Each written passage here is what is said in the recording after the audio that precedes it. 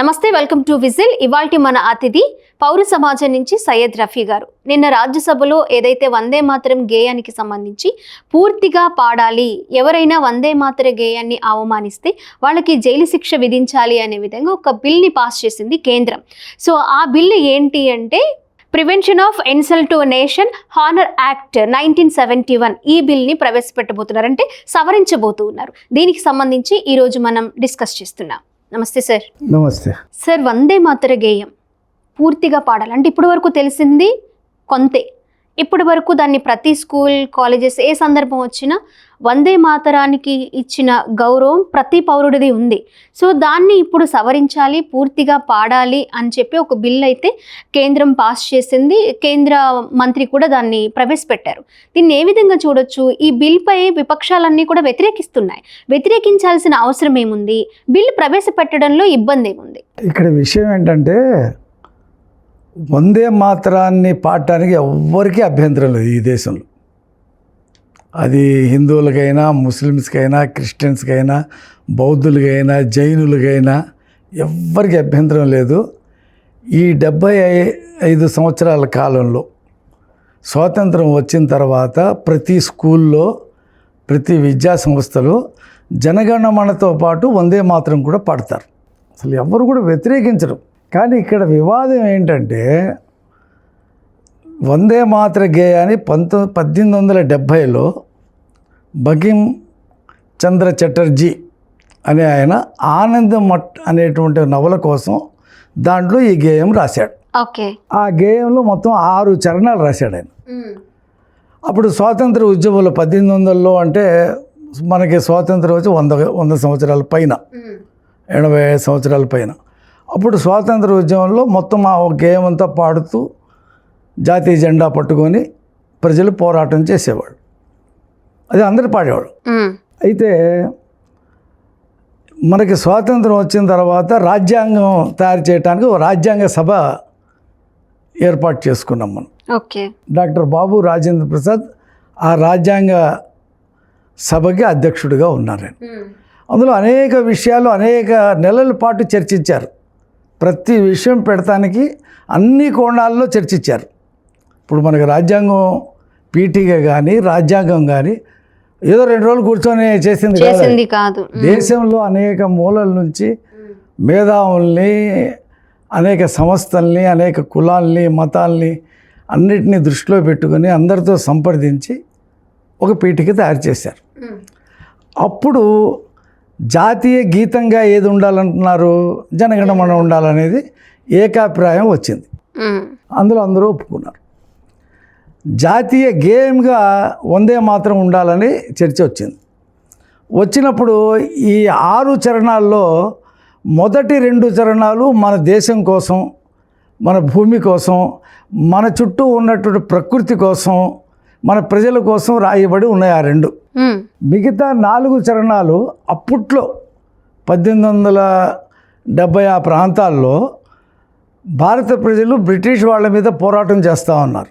చేసినప్పుడు ఆయన, ఆ కవి ఎవరైతే ఉన్నాడో బంకిం చంద్ర చటర్జీ, భారతదేశాన్ని ఒక మాతగా, కాళీమాతగా, దుర్గాదేవిగా, లక్ష్మీదేవిగా, సరస్వతిగా వర్ణిస్తూ కీర్తిస్తూ ఆ 4 చరణాలు రాశాడు. ఇక్కడ అది చర్చకు వచ్చింది. వచ్చినప్పుడు అప్పుడు ఉండేటువంటి మేధావులు, ముస్లిం నాయకులు, మౌలానా అబ్దుల్ కలాం ఆజాద్, ఇంకా చాలామంది ఈ 4 చరణాలు పెడతాన్ని వ్యతిరేకించారు. ఎందుకంటే ఇస్లాం మతంలో విగ్రహారాధన లేదు. అల్లా అనేవాడు కనిపించడు, కనిపించని రూపం అల్లా, అలా ప్రార్థిస్తారు. ఒక విగ్రహం పెట్టి ఇస్లాంలో ప్రార్థనలు చేయరు. మా మతానికి అది భిన్నమైన విషయం కాబట్టి, ఇది మొత్తం జాతికి సంబంధించిన అంశం కాబట్టి, ఇలాగ ఒక మతం వాళ్ళు ఆచరించని విషయాన్ని దీంట్లో పెడితే మాకు అభ్యంతరకరం అని చెప్పి వాళ్ళు మేధావులు కానీ, ముస్లిమ్స్ కానీ, క్రిస్టియన్స్ కానీ అభ్యంతరం లేవనెత్తారు. క్రిస్టియన్స్ కూడా హిందూ దేవతల్ని పూజించరు కదా. దానికి సమగ్రమైన చర్చలో రవీంద్రనాథ్ ఠాగూరు, మహాత్మా గాంధీ, సుభాష్ చంద్రబోసు, డాక్టర్ బిఆర్ అంబేద్కర్, పండిట్ జవహర్లాల్ నెహ్రూ ఇంకా అనేక మంది ఆ విషయాన్ని ఆ తర్కాన్ని గ్రహించి మొదటి 2 చరణాలు వందే మాతరం గేయంగా పెట్టి మనం దీన్ని జాతీయ గేయంగా ఆమోదిద్దామని చెప్పి ఏకగ్రీవంగా ఆనాడు రాజ్యాంగ సభ నిర్ణయం తీసుకుంది. దాన్నే భారతదేశ ప్రభుత్వం ఆచరించడం మన స్కూళ్ళల్లో చూస్తున్నాం. అదే పాడేవాళ్ళం. ఇప్పుడు మొత్తం పాడాలంటే మన టైం వేస్ట్ అవుద్ది కాబట్టి. అయితే ఈ మధ్య కాలంలో అది 150 సంవత్సరాలు అయింది ఆ గేయం రాసి. ఓకే. ఆ సందర్భంగా ఇప్పుడు ఉన్నటువంటి కేంద్ర ప్రభుత్వం ఆ మిగతా 4 చరణాలు కలిపి పాడాలనేటువంటి ఒక నిబంధన తీసుకొచ్చి ఒక గెజెట్ కూడా ఇచ్చింది. దీన్ని దేశంలో ఉండేవాళ్ళు అందరూ వ్యతిరేకిస్తున్నారు. ఆ నేపథ్యంలో నిన్న రాజ్యసభలో బిల్లు పెట్టారు. చాలామంది ప్రతిపక్ష నాయకులు ఆ 150 సంవత్సరాల సందర్భంలో జరిగిన ఫంక్షన్లో వ్యతిరేకించారు. నేను రాజ్యసభలో కూడా వ్యతిరేకించారు. దేశంలో అనేక మంది వ్యతిరేకిస్తూనే ఉన్నారు. ఒకళ్ళిద్దరు సుప్రీంకోర్టు కూడా వెళ్ళినట్టున్నారు. ఈ రాజ్యాంగ సభ తీసుకున్నటువంటి నిర్ణయాన్ని తిరిగి తోడేటువంటి అధికారం కేంద్ర ప్రభుత్వానికి లేదు. అంటే రాజ్యాంగాన్ని మార్చటమే కదా. కాబట్టి ఈ వందే మాత్రం ఏదైతే మనం 2 చరణాలని కుదించి జాతీయ గేయంగా ఆనాడు పెట్టారో పెద్దలు, జాతీయ ఉద్యమ నాయకులు, ఆర్ఎస్ఎస్ కానీ హిందూ మహాసభ కానీ జనసంఘ్ కానీ ఎప్పుడు వాళ్ళు బిఫోరు పాడలేదు, పెట్టిన తర్వాత కూడా పాడలా. ఓకే. వాళ్ళు జాతీయ జెండాను కూడా యాక్సెప్ట్ చేయలేదు. చాలా సంవత్సరాల దాకా 70 దాకా నాగపూర్లో ఉన్నటువంటి ఆర్ఎస్ఎస్ ఆఫీసు మీద జాతీయ జెండా ఎగరేసేవాళ్ళు కాదు, వాళ్ళు కాషాయ జెండా ఎగరేసేవాళ్ళు. తర్వాత ఎమర్జెన్సీ తర్వాత అది వాళ్ళు కూడా జనసంఘం కూడా అప్పుడు ఇందిరాగాంధీ ఎమర్జెన్సీకి వ్యతిరేకంగా పోరాటం చేసిన సందర్భంలో ఈ పార్టీలతో కలిసినప్పుడు వాళ్ళు కూడా జాతీయ జెండాని ఎగరేయడం స్టార్ట్ చేశారు. అంటే చాలా సంవత్సరాలు దాన్ని ఆమోదించారు. రాజ్యాంగాన్ని కూడా ఆమోదించమన్నారు. హెడ్ గేవర్ కానీ వాళ్ళందరూ కూడా, ఎవరు ఆర్ఎస్ఎస్ వ్యవస్థాపకులు కానీ లేకపోతే ఆ తర్వాత వచ్చిన వాళ్ళందరూ కూడా తర్వాత రాజ్యాంగం కూడా ఆమోదించారు. అయితే ఇప్పుడు తిరిగి ఎందుకు తిరగదోడుతున్నారంటే దాన్ని ఈ 150 ఏళ్లలో లేని అభ్యంతరము, ఇబ్బందులు ఇప్పుడు ఎందుకు వచ్చింది అనుకోవచ్చు అంటే? 150 ఏళ్ళు కదా, 70 ఏళ్ళు అనుకోండి స్వాతంత్రం వచ్చిన తర్వాత లేని అభ్యంతరం. అప్పటి నుంచి తీసుకున్న 70 ఏళ్ల నుంచి లేని సమస్య ఇప్పుడు ఎందుకు వచ్చింది అని ఇప్పుడు వాళ్ళకి కావాల్సింది హిందూ ముస్లిం మధ్య డివిజన్ కావాలా. అప్పుడు ప్రజలు ఎలా ఒప్పుకుంటారు, ప్రతిపక్షాలు ఎలా ఒప్పుకుంటాయి? ఒప్పుకోరు కదా. ఏదో ఒక వివాదం కావాలా, దాన్ని వందే మాత్రాన్ని కూడా ఎంచుకున్నారు. ఓకే. ఇప్పుడు వీళ్ళు పెడుతున్నటువంటి బిల్లు ఇందాక మీరు చదివారు కదా, 1971 యాక్ట్, ఏదో నేషనల్ ఇన్సల్ట్ ప్రివెన్షన్ యాక్ట్ చెప్పారు కదా మీరు. హానర్ యాక్ట్ చేయకపోతే, వందే మాత్రాన్ని గౌరవించకపోతే జైలు శిక్ష పెడతామని చెప్పి విధిస్తాం. అది 3 సంవత్సరాలు పెడతారు, ఎంత పెడతారు తెలీదు. బిల్లు ప్రతి ఎప్పుడు ఇంతవరకు రాలా, నిన్ననే ఇచ్చారు. అది రేపు ఎల్లుండో మీడియాలో వస్తుందేమో చూడాలా. అయితే ఇప్పుడున్న వందే మాత్రాన్ని ఎవరు వ్యతిరేకించట్లా. ఏ ముస్లిం వ్యతిరేకించట్లా, ఏ క్రిస్టియన్ వ్యతిరేకించట్లా, ఏ కమ్యూనిస్టు వ్యతిరేకించట్లా. ఈ 4 చరణాలు అదనంగా జోడిస్తూ ఉన్నారు చూడండి. 1870లో రాసినటువంటి గేయాన్ని ఏదైతే జాతీయ ఉద్యమంలో రాజ్యాంగ సభ జాతీయ ఉద్యమంలో దాన్ని పాడింది, రాజ్యాంగ సభ ఆమోదించని ఆ 4 చరణాలని పెట్టి ఈ 4 చరణాలు కూడా పాడకపోతే మీకు శిక్ష విధిస్తామంటున్నారు. అది ఇప్పుడు వివాదం. ఓకే. దాన్ని వ్యతిరేకిస్తున్నాం మనం. ఇప్పుడు నేను ముస్లిం అండి, నాకు విగ్రహ ఆరాధన లేదు. ఈ దేశంలో 15 కోట్లు ముస్లిమ్స్ ఉన్నారు కదా, క్రిస్టియన్స్ ఉన్నారు కదా, బౌద్ధులు ఉన్నారు కదా, వాళ్ళు కూడా ఈ దేశ పౌరులే కదా. ఈ మట్టిలోనే పుట్టి ఈ మట్టిలోనే చనిపోయేవాళ్ళు కదా. ఒక మతం గురించే మాట్లాడాలంటే, ఒక దేవుళ్ళ గురించి, దేవాలయాల గురించి పాడాలంటే మిగిలిన మతాల వాళ్ళందరూ వ్యతిరేకించక తప్పదు కదా. అదే కదా గాంధీ గారు, రవీంద్రనాథ్ ఠాగూరు, అంబేద్కరు, పండిట్ జవహర్లాల్ నెహ్రూ, మౌలానా అబ్దుల్ కలాం ఆజాద్, సుభాష్ చంద్రబోస్ వీళ్ళందరూ దాన్ని దృష్టిలో పెట్టుకునే కదా వాళ్ళు దాన్ని తీసేశారు.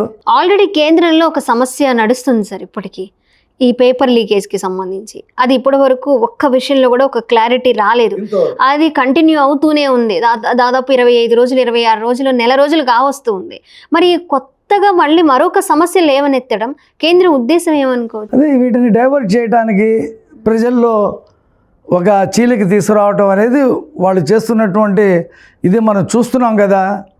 అయితే నేనేం నమ్ముతున్నానంటే విఘ్నులైనటువంటి భారతీయులు, విఘ్నులైనటువంటి యువత ఇలాంటి విషయాలు ఒప్పుకోదు. పేపర్ లీక్ గురించి ఎంత పెద్ద ఉద్యమం జరుగుతుంది కదా. పౌరసత్వ సవరణ యాక్టు సిఏఏ మీద షాయిన్ బాగులో పెద్ద ఉద్యమం జరిగింది. మహిళలు దేశవ్యాప్తంగా చేశారు కదా. ఇలాంటి వివాదాస్పద యాక్టులు తెచ్చినప్పుడు మళ్ళీ ఉద్యమాలే వస్తాయి ఓకే కదా. సజావుగా సాగుతుంది కదా వందే మాత్రం. నేను ఎంతో ప్రేమతో పాడుకున్నటువంటి వందే మాత్రాన్ని నాకు ఇష్టం లేని చరణాలు చొప్పించి నన్ను పాడమంటే, నేను పాడకపోతే నన్ను జైలుకి పంపిస్తానంటే ఏ పౌరుడు ఒప్పుకుంటాడు? ఇది తప్పు కదా. దీన్ని వ్యతిరేకిస్తున్నాం మనం. కాబట్టి నేను చెప్పేది ఏంటంటే భారతదేశ ప్రజలకి, తెలుగు ప్రజలకి, ఇక్కడ రాజకీయ పార్టీలకి ఇలాంటి వివాదాస్పదమైన బిల్లుల్ని ఆమోదించవద్దు. ఇప్పటికే నిరుద్యోగంతో, ఆకలితో, అధిక ధరలతో, పండిన పంటకి గిట్టుబాటు లేక, పడిపోతున్న రూపాయికి విలువ లేక, పరిశ్రమలు రాక, వర్షాభావ పరిస్థితుల్లో ఎల్‌నీనోతో వస్తున్నటువంటి సమస్య ఇవాళ ఎండాకాలంలో ఉంది బయట. ఈ సమస్యలతోనే అట్టుడిగిపోతున్నటువంటి ఈ జాతికి మళ్ళీ ఇంకో వివాదం ఎందుకు? మనం చూసాం కదా అయోధ్య రామాలయం విషయం. అయోధ్యలో రావడం ఎన్ని దశాబ్దాలు నడిచింది. చివరకు ఒక ముగింపు వచ్చింది. సుప్రీంకోర్టు చెప్పింది, ముస్లింలు కూడా ఒప్పుకున్నారు. కోర్టు తీర్పే కదా ఎవరికైనా శిరోధార్యం. ఆ రోజు అదే చెప్పారు, తర్వాత కూడా అదే చెప్పారు. కాదు మేము కోర్టుని గౌరవించాం, మేము పడగొడతామన్నారు, పడగొట్టారు. దానికి కాంపన్సేట్గా 5 ఎకరాలు మసీదు కట్టుకోవడానికి ఇస్తామన్నారు. ఇంతవరకు మసీదు కట్టలేదు అక్కడ. అది వేరే విషయం, నేను ఆ జోలికి పోవట్లా. మళ్ళీ ఇదొక వివాదం. ఈ వివాదంలో మిమ్మల్ని నన్ను చీల్చడానికి స్వాతి హిందూ, సయ్యద్ రఫీ ముస్లిము, మన ఇద్దరం ఇలా కూర్చొని మాట్లాడకుండా మన ఇద్దరి మధ్య ఒక అగాధం సృష్టించాలని. కాబట్టి దీని విఘ్నులైనటువంటి ప్రజలు వ్యతిరేకించాలని చెప్పి కోరుకుంటూ. అవును సార్, ఇది ఎందుకంటే సమాజంలో అందరూ ఉంటారు, అన్ని మతాల వాళ్ళు ఉంటారు. వాళ్ళని గౌరవించడం బాధ్యత. ఆ బాధ్యతను విస్మరించి మేం చెప్పిందే మీరు చేయాలి, మేం ప్రవేశపెట్టిన బిల్లుకే మీరు ఆమోదం తెలపాలి అనేది కరెక్ట్ కాదు. ఉద్యమాలు జరుగుతూనే ఉన్నాయి. మీరు అన్నట్టు మరొక ఉద్యమానికి ఊతమివ్వడం తప్ప దీనిలో ఎలాంటి ఉపయోగం లేదు. చూద్దాం సార్ మండే. అంటే ఇక్కడ ఒక పాయింట్ ఉంది. ఒక దేశం, వన్ నేషన్, వన్ కంట్రీ అంటూనే one nation, one country, one religion, one language అనేది వాళ్ళ భావంలా కనిపిస్తూ ఉంది. అంటే మాలాంటి మైనారిటీస్తో బలవంతంగా హిందూ దేవతల్ని ఆరాధించేటువంటి ఒక నిర్బంధమైనటువంటి పరిస్థితి. ఒక స్టేట్మెంట్ చూడొచ్చు సార్, తెలంగాణలో మా బీజేపీ వస్తే బండి సంజయ్ ఒక స్టేట్మెంట్ పాస్ చేశారు, ప్రతి ఒక్కరికి బొట్టు కంపల్సరీ చేస్తాము అని చెప్పి. అదే కనిపిస్తుంది కదా, ప్రజలు అదే అర్థం చేసుకుంటారు కదా. అదే నేను అంటుంది, ఒక దేశం, ఒక ప్రభుత్వం, ఒక మతం, ఒక భాష ఉండాలనేది ఒకే ఎన్నికలు, ఒకసారి ఎన్నికలు. ఇది ప్రజలు ఆమోదిస్తారని నేను అనుకోవట్లా. చిన్న నీట్ పరీక్ష అది దాదాపు ఒక 1 కోటి మందికి సంబంధించిన అంశం అనుకోండి. ఈ 150 కోట్లలో చూస్తున్నాం కదా, దేశవ్యాప్తంగా విస్తరించింది. వాడు ఇంకా చర్చలు కొలిక్కి రాలా. ఇది ప్రతి ఒక్క పౌరుడికి సంబంధించిన అంశం. దీన్ని అంత తేలిగ్గా ఇప్పుడు నేనేమంటానంటే, ముస్లిమ్స్ విగ్రహారాధన కీర్తిస్తూ ఆ 4 చరణాలు వందే మాత్రంలో పాత 4 చరణాలు కొత్తగా జోడించి వ్యతిరేకిస్తే హిందువులందరూ ఐక్యమై మాకు సపోర్ట్ చేస్తారని వాళ్ళ ఉద్దేశం, ముస్లిమ్స్కి వ్యతిరేకంగా. కానీ నా నమ్మకం ఏంటి తెలుసా, ఈ కాక్రోచ్ జనతా పార్టీ ఉద్యమం వచ్చిన తర్వాత హిందువులు కూడా వ్యతిరేకిస్తారని. ఎందుకంటే నాతోటి స్టూడెంట్, నా పొరుగు ఉన్నటువంటి ముస్లిం కుటుంబం, నాతో పనిచేస్తున్నటువంటి ముస్లిం కార్మికుడు, నాతో కలిసి పనిచేస్తున్నటువంటి ముస్లిం ఉద్యోగి, ముస్లిం రైతు, వాళ్ళని మేము వేరుగా చూడం. ఈ 70 సంవత్సరాలు స్వాతంత్రం తర్వాత ఐక్యంగా ఎలాగైతే ఉన్నామో అలాగే ఉండాలని కోరుకుంటారు తప్పితే హిందువులు కూడా వేరుగా చూడాలని చెప్పి చూస్తారని అనుకోను. ఎందుకంటే మేము ఒకటే చెప్తున్నాను, ఆ రోజు మొహమ్మద్ అలీ జిన్నా పాకిస్తానీ సపరేట్ తీసుకున్నాడు. బ్రిటిష్ వాడు చేసిన కుట్ర అనుకోండి, నువ్వు అడిగితే నీకు ఇచ్చేస్తామని. వాడు అలా చేశాడు, 6 నెలల్లో చనిపోయాడు. అతనికి అప్పటికే టీబీ ఉంది. ఇవాళ ఆ పాకిస్తాన్ చూడండి, ఒకటే దేశం, ఒకటే మతం. అక్కడ ఏదో కొద్దిగా ఉన్న 5% 6% కంటే ఎక్కువ లేరు, లేదా 10%. ఆ ఒక మతమే ముస్లిం ఇస్లాం మతంలోనే ఎన్ని కోట్లాట్లు, ఎన్ని బాంబు పేలుళ్ళు, ఎన్ని హత్యలు. ఇప్పటికీ ఆ పాకిస్తాన్ అనేది ఒక దేశంగా మనగలలేనటువంటి పరిస్థితి. అది ఒక తీవ్రవాదుల్ని తయారు చేసే కేంద్రం కింద మారింది. అది చదువు లేదు, అక్కడ ఆరోగ్యం లేదు, ఉత్పత్తి లేదు. అంత మత మౌఢ్యంతో టెర్రరిస్టులు ఒకళ్ళనొకళ్ళు చంపుకునేది. నమాజ్ చేస్తున్నటువంటి ముస్లిమ్స్ని వెనక నుంచి ఇంకో ముస్లిం టెర్రరిస్ట్ వచ్చి కాల్చి వెళ్ళిపోతున్నటువంటి సందర్భాలు. స్కూల్ పిల్లల్ని, దారుణమైన పరిస్థితి, స్కూల్ పిల్లల్ని ఇంకో టెర్రరిస్ట్ సంస్థ ఆ పిల్లలందరినీ మిషన్ గన్తో కాల్చినటువంటి ఇలాంటి చెప్పాలంటే వందలు ఉన్నాయి. అసలు ఆ దేశం ఒక దేశంగా ఉంటుందా? ఆ బెలూచిస్తాన్ సపరేట్ కావాలని అంటుంది. ఆక్రమిత కాశ్మీరు సమస్య అక్కడ ఉండనే ఉంది, వాళ్ళు కూడా వ్యతిరేకిస్తున్నారు. అంటే ఒకటే మతం మీద ఒక దేశం ఏర్పడితే అది సస్టైన్ కాదని పాకిస్తాన్ ఓ పక్కన రుజువు చేసింది. మరి ఇక్కడ ఉండేటువంటి వీళ్ళు, ఇక్కడ ఇదంతా కూడా ఇక్కడ ఉండే వాళ్ళు అందరూ కూడా హిందువులే, బొట్టు పెట్టాలా, మీరు విగ్రహారాధన చేయాలా అని చెప్పేసి ఒకే దేశం, ఒకే మతం, ఒకే ప్రభుత్వం, ఒకటే భాష అని పెడితే ప్రజలు ఒప్పుకుంటారని నేను అనుకోవట్లా. ఇప్పుడు అమెరికాలో అధిక క్రిస్టియన్స్ అండి. మన భారతదేశస్తులు వెళ్ళి హనుమంతుడి విగ్రహాలు కడుతున్నారు, వెంకటేశ్వర స్వామి విగ్రహాలు కడుతున్నారు. అమెరికాలో కానీ, మీకు గల్ఫ్ దేశంలో కానీ, లండన్లో కానీ వాళ్ళు స్వాగతిస్తున్నారు, వాళ్ళని వ్యతిరేకించట్లా. కాబట్టి మారుతున్న ప్రపంచం కొత్త కొత్త విషయాల్ని, ప్రజల విశ్వాసాల్ని గౌరవించే దిశలో అధునాతకంగా మెటీరియలిస్ట్గా వెళ్తున్నటువంటి నేపథ్యంలో ఈ రకమైనటువంటి విభజన తీసుకొచ్చేటువంటి ఈ చట్టాలు వద్దు వద్దు వద్దు అని చెప్పడం కోసమే నేను మీతో మాట్లాడటానికి వచ్చాను. సార్, ఖచ్చితంగా దీని గురించి మనం మాట్లాడుకోవాల్సిన సందర్భం అయితే ఉంది. మీరు కరెక్ట్ టైంకే దీన్ని డిస్కస్ చేశారు. ఎందుకంటే దీనివల్ల ఇంకా మత విద్వేషం తప్ప వేరేదేం లేదు. ఇప్పటి వరకు అభ్యంతరం లేని ఈ వందే మాతర గేయానికి సంబంధించి కొత్తగా బిల్లు ప్రవేశపెట్టడం ఏంటో, మరో ఉద్యమానికి ఊతం ఇవ్వడం ఏంటో అర్థం కావట్లేదు. మీరన్నట్టుగా ప్రజలు కూడా దీన్ని వ్యతిరేకించాలనే నేను కోరుకుంటున్నా. Thank you so much.